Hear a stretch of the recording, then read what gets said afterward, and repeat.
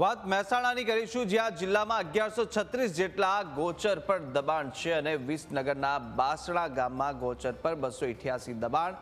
જિલ્લામાં મોટા ભાગના દબાણો 10 વર્ષ જૂના છે અને દબાણ દૂર ન થવા પાછળ હદ રેખા નક્કી નહીં હોવાનું કારણ અપાયું છે. તંત્ર દ્વારા દબાણની હદ રેખા જ નક્કી નથી કરી શક્યું તંત્ર, અને જમીન માપણી નિરીક્ષકની કચેરી દ્વારા હદ માપણી નક્કી કરવાની હોય છે.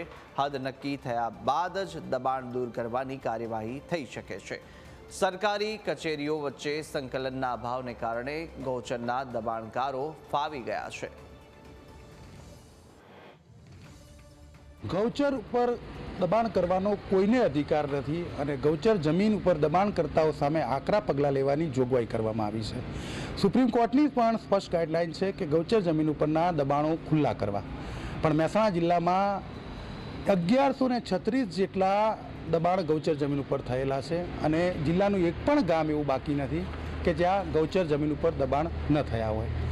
વિસનગર તાલુકાના બાસણા ગામમાં 288 જેટલા દબાણ ગૌચર જમીન ઉપર થયેલા છે. તો બહુચરાજી તાલુકો, મહેસાણા તાલુકો, ખેરાલુ તાલુકો, ચોટાણા તાલુકો, વિજાપુર તાલુકો, તમામ તાલુકાઓમાં ગૌચર જમીન ઉપર દબાણ, પ્રત્યેક ગામમાં દબાણ હોવાની વિગત હાલ સામે આવી છે.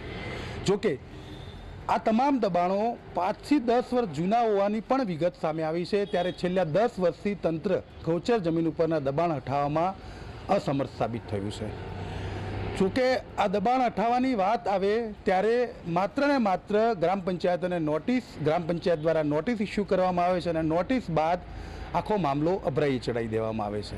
પણ વર્તમાન સમયમાં જ્યારે ગૌચર જમીનનો દબાણનો મામલો ચર્ચાનો વિષય બન્યો છે ત્યારે એક ચોંકાવનારી વિગત એવી સામે આવી છે કે આ દબાણ નહીં હટવા પાછળનું કારણ એવું છે કે જમીન માપણી નોંધણી નિરીક્ષકની કચેરી અને જિલ્લા પંચાયત વચ્ચે સંકલનનો અભાવ હોવાને કારણે મોટાભાગના ગામોમાં હજુ દબાણની માપણી જ નથી થઈ અને જ્યારે હદ રેખા નક્કી ન થાય ત્યારે જિલ્લા પંચાયત આવા દબાણો દૂર નથી કરી શકતું.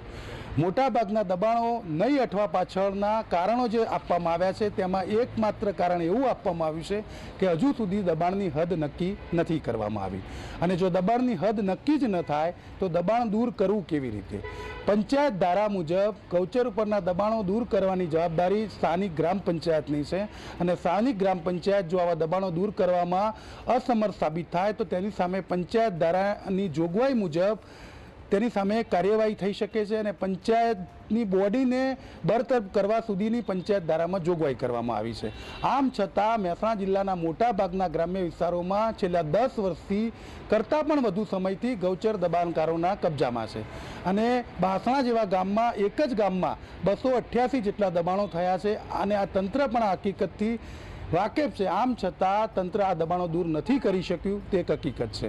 જ્યારે મોટાભાગના દબાણો દૂર કરવાની વાત આવે ત્યારે એકમાત્ર જવાબ એવો આપવામાં આવે છે કે દબાણની હદ હજુ નક્કી નથી થઈ અને હદ નક્કી નહીં થતાં આ દબાણો દૂર થઈ શકતા નથી અને દબાણ હદ નક્કી કરવાની જવાબદારી જિલ્લા જમીન માપણી નોંધણી નિયામકની છે અને તે ત્યાં સુધી તેમની કાર્યવાહી પૂર્ણ ન કરે ત્યાં સુધી જિલ્લા પંચાયત આ દબાણો દૂર કરી શકતું નથી અને આમ બે કચેરીઓ વચ્ચે ગૌચરના દબાણોનો મામલો અટવાઈ રહ્યો છે અને જ્યારે ગ્રામ્ય સ્તરે દબાણ ઘટવાની જગ્યાએ ગૌચર જમીન ઉપર દબાણો વધી રહ્યા છે.